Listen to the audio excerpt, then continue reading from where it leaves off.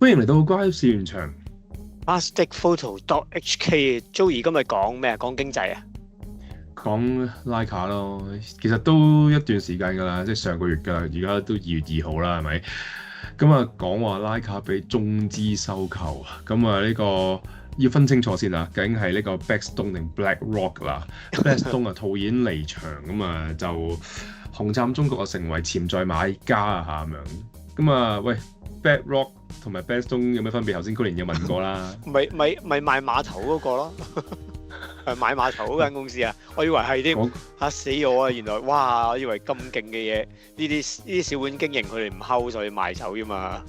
即係攝影，即係一個好細嘅市場㗎啦。咁所以即係貝萊德啊，嗰個先係 BlackRock 啊。即係阿李嘉誠唔好講李嘉誠，即係嗰個港口就要易手咁。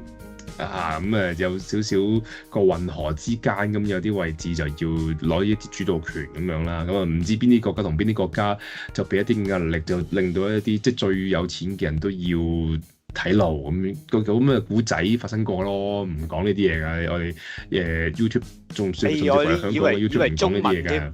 啲中文我撈埋咗啊嘛，係啊，即係石可以係 rock， 石可以係 stone 啦。咁攝影呢啲細間嘢就 stone 啫，唔係 rock， rock 係 big rock，OK， 大隻嘅係啦，蠍子王咁樣我先至叫 rock，stone 就石頭石。係啊，手就掉人嗰啲就 stone 啦，嗰就係 stone 啦，或者食得嘢多就 stone 咗咁樣，嗰啲就係 stone 啦。咁就即係換味嘅嘢嚟嘅，所以攝影就係 stone 咁啊，容易啲記咁樣。咁其實通常佢嗰啲都係即係100萬美金至1000萬美金 show off 咁樣，呢啲位置就係嗰啲咁樣嘅低投資額嘅啲投資者揾佢嚟就會去聯盟去買一啲品牌啊、房地產啊、酒店啊呢啲小本經營嘢啫，即係成個港口啊最勁啊啲，或者成個環球經濟去組合一啲大嘅基金啊 ETF， 嗰個就係貝萊德，係啊，嗰個就係 BlackRock。咁啊分開咗少少先，咁啊我哋啲細嘢 Blackstone 咁咧就一直咧都持有一個比較大部分嘅 Leica 嘅股權嘅，哇叫我交稅。呢啲廣告真係不得了，係啦，咁啊個廣告都要交稅，廣告叫你交稅嘅，幾好提住你冇交稅，咁咧就預計想將佢持有嘅 Leica 嘅股權大概咧就85億港紙到啦，就想賣俾預期嘅潛在買家，就呢個前紅杉資本中國 HSG 咧，咁就意味咗就可能越嚟越多中國嘅資金就擁有好多 luxury 品牌嘅位置啦。咁其實都好正常啊，因為即係縱觀咁耐以嚟，即係我諗其實關成個國際嘅潮流嚟計啦嚇，即係我冇話分高與低，即係中國不嬲都冇一啲好強嘅有品牌價值嘅品牌，係調翻轉好到外國覺得要參一手，因為即係中國有時譬如話做啲嘢係好實幹嘅，即係好穩陣，但係包裝一個品牌咧，即係喺以往咁多年裏面嚟講，即係都老實，中國並唔係一個包裝好叻嘅公司。啊，美國佬啊真係叻噶嘛，或者歐洲佬係即係叫咬老本得嚟又食品牌價值，呢啲不嬲都係即係我哋成日都會講啲名牌嘅 luxury brand。即係無論係嗰啲即係嗰啲 premium luxury，即係譬如話我哋着嗰啲名牌衫褲鞋襪嗰啲歐洲佬係最識包㗎啦。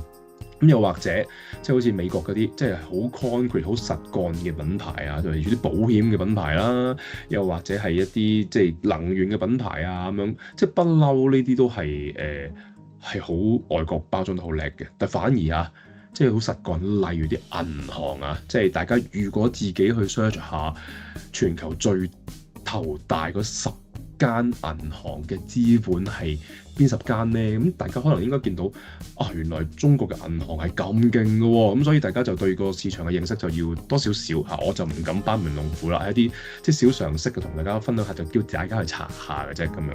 咁啊，去到翻 Leica 先啦，咁就講緊話啦，即係一間咁有基石嘅傳統相機品牌，咁所以要補完翻啦，因為呢個係經濟啊，即係呢個EDI Digest 呢個係經濟一週裏邊講啦，所以佢由一間傳統嘅光學廠去喺 YouTube 見到片咧，即係徠卡製造鏡頭嘅廠裏邊都有好多唔係徠卡鏡片嘅盒喺度噶嘛。好又係咩啊？唔同 level 即係只不過，但係依家徠卡係高級品牌啊嘛。呢15年間咧，即係 Blackstone 啊，真係幫徠卡係真係由一個即係好傳統嘅相機品牌，好有歷史價值嘅品牌，係真係搖身一變嘅。你睇下 Blackpink，你睇下 Jennie，係咪即係可以好有系統、好有方法咁樣將一個攝影品牌變成一個 luxury premium product，即係一個潮物有錢人嘅名牌玩意。再加上即係講緊呢咁多年裏邊嘅中國經濟起飛啦，即係好多人買相機我嚟送禮物㗎嘛，係咪？哇！啲徠卡嗰啲特別版啊，仲要成部白色啊咁樣。以前咧徠卡 M6 菲林機咧已經係幾廿個唔知咩紀念版本，由嗰陣時已經開始玩緊㗎啦。但係依家去到呢個年代咧 ，M 系列令到 QV 好好賣。咁其實徠卡 M 系列真係居功不少喎，真係。其實徠卡出名就係部 M 啫嘛。即係從來佢啲單反 reflex 嗰啲全部都係唔係話佢做得唔好，而佢並唔係做唔到主流，因為佢嗰個機械性能一啲都唔高。M 係肯定唔高㗎啦，大家都知㗎啦，咁樣即係出名嘅啫嘛，出名延續嘅一個生活品味啊嘛。咁再加上其實佢即係以前係即係德國人，佢都幾一個方向做生意。咁但係即係喺呢一個Blackstone 手上面，即係又同小米合作啦，又OEM 嗰啲投影機啦，大家知佢哋啲 laser 啲喺邊個幫佢做㗎啦，都係啲內地品牌嘅啫。跟住又做機械錶啦咁樣，咁都好多線發展。即作為包裝咗個 brand 啦，而家要易手咯，要賣俾人㗎咯。咁究竟係想止蝕割禾青賺夠收水啊，定係咩原因咧？正常嚟講啊，我當佢係李嘉誠咁樣啦，佢睇到前景，所以佢離開。好簡單咯，我想問你，即就近期，即徠卡最新嗰兩部產品 M11，係同埋部 EV1，你自己諗下啦。嗱，即係我唔用徠卡嘅人嚟講咧，我用過，之前用過 M10用過一排啦，就發現即係人機咧，我渣，人機唔能夠合一，所以咧我其實望部 EV1嘅，咁但係咧就啱啱琴日聽 Matthew 講咯，啲形容咗，佢啲四硬派咧，四中派啦，可能佢中意 monochrome 啦，咁又覺得，咦 M10又好過 M11少少喎，咁但係跟住佢話，佢啲朋友都覺得 M11好冇咁好喎，咁所以咧睇價錢都知佢都話係啦，M11又唔會特別貴，咁啊舊嘅 M10又唔會特別平。咁所以咪有少少棘住咧 M11嗰方面。當年你覺得 M11唔特別貴咩？佢有資格買得更貴，點解你唔換啊？佢話用落咧 M11都好似真係爭啲㗎。咁我啲朋友都係咁講，爭啲咩咧？可能以前個設計係測光好方便嘅，轉咗 M11之後咧個測光模式轉咗，令到成部機咧個速度咧慢咗。咁嗱，佢啲咁快嘅人同埋日日用嘅人咧，絕對get 到嘅，但係我啲普通人可能 get 唔到啦。咁我覺得亦都唔係太導致佢買得好唔好啊嘅問題嘅，即係可能我覺得係因為部 EV1 最大原因令到部 M11冇咁注目或者冇咁，即係譬如我都買㗎啦。喂 EV1 係真係方便啲喎，咁可能分散咗成個買嘅線路，所以即係 M11一來啦，四硬派又唔係咁快，咁又有部 EV1。阻礙咗個即係佢賣嘅流程啦，但係當然啦，好多好有錢嘅人會唔介意買多幾部噶嘛，即係有綠色啊版本啊，有銀色、黑色咁儲齊晒，冇乜所謂啦。但係有啲人係即係會可能會買一部就算㗎啦，咁可能咪會阻礙咗 M11個銷量咯。我自己覺得咧，即係嗱，以往我用開 M10嗰個價錢，即係不嬲嗰個 around 個記憶啦，四皮嘢搞掂到。咁而家你去到 M11。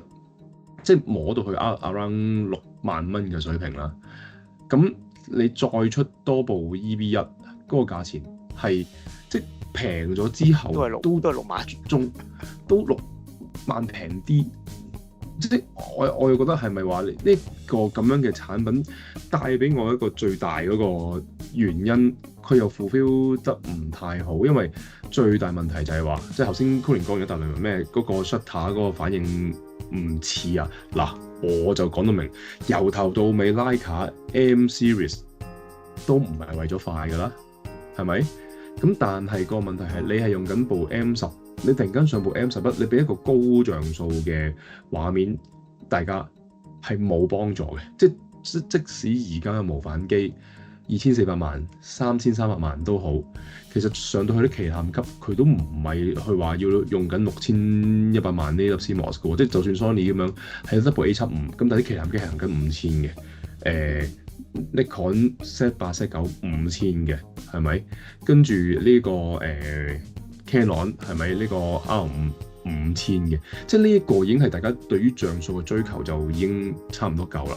再上玩中幅啦，咁但係中幅嗰個機身就並唔係而家呢一部會日日孭喺身可以，即係又輕鬆孭住又靚仔仔咁樣。你孭部富士100喺身咁樣拎出街唔靚噶嘛，本身富士部機嘅樣係唔靚噶嘛咁樣。咁呢一個咪就係最大嘅原因，就係話當你Leica要將自己擺成一個即係 premium luxury product。而你個實用性你要靚仔之餘，又要簡單易用嘅話，你升高像素咪正令到一班人覺得哇！我咁辛苦影張相，啲嘢唔 sharp 嘅咁樣。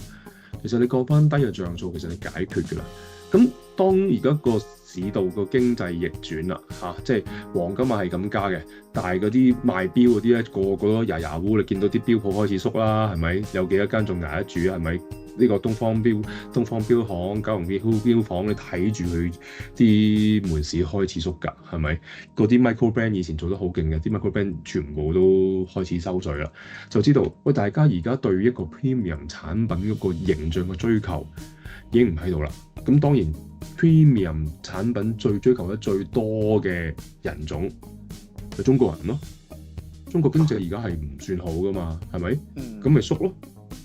咁Weston 咪就覺得，喂 premium market 唔喺度咯喎，咁佢作為一間投資公司，就一個唔係長線投資嘅公司，純粹係揾緊，喂冇持續增值，唔係一個 sustainable growth 嘅一間公司嘅話，咁我就要趁見到就收㗎咯。咁呢個同阿成哥嘅想法好相類似㗎。咁呢個咪作為租兒仔，覺得點解 Weston 今次會做呢個動作嘅一個最大原因咯。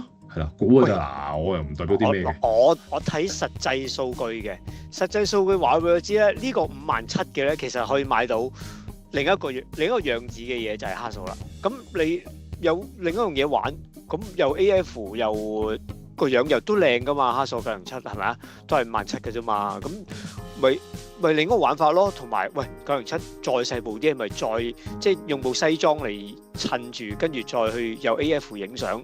又方便喎，咁另一個世界嚟嘅。如果即係同價錢，我可以玩另一樣嘢咯。係啊，其實就要重新審視，究竟一班俾錢買高端玩具，唔可以話高端啦，其實相機都唔係咩貴嘢嚟嘅啫，比起真係玩遊艇、玩車嗰班人裏邊嚟講。但係你都要貴得嚟好玩嘛，係咪？即係譬如話你古董車咁樣，你講緊即係啲 sports car 係咪？咁唔係話超級難玩噶嘛件事，比起你揸一架貨櫃車係咪？即係你又或者可能就算好難揸嘅，譬如法拉利咁樣，佢會俾埋 course 嚟噶嘛。即係當你要督一班人去玩一個比較 technical 嘅 premium product，其實你就做一個 school， 一個成個氣氛，一個集團或者係一班community， 令到佢哋互相學習、互相去玩。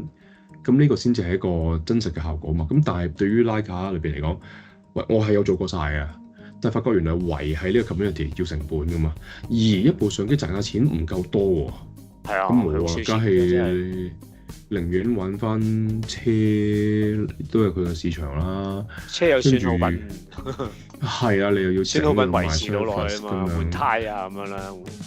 係啊，咁呢啲就可以，喂，換胎唔關個品牌事嘅，好多時都咁就變咗係一個，即係真正賺錢係賺個機本身，定係賺佢個組織，定賺佢個維護咁。咁呢啲就係一個品牌正式由頭到尾去驅使佢點樣營運嘅一個手法咯。咁所以就，冇死錯人嘅，賣得係有原因，咁就唔會死嘅，唔使擔心，唔會死嘅。唔會死嘅，生意差啲啫，唔會死嘅。係啊，品牌唔會死嘅。咁啊，當大家都見到，如果 Leica 都變成一個中國品牌嘅時候，咁追求品牌嘅班人就會點樣諗咧？咁就大家下邊留言講下啦。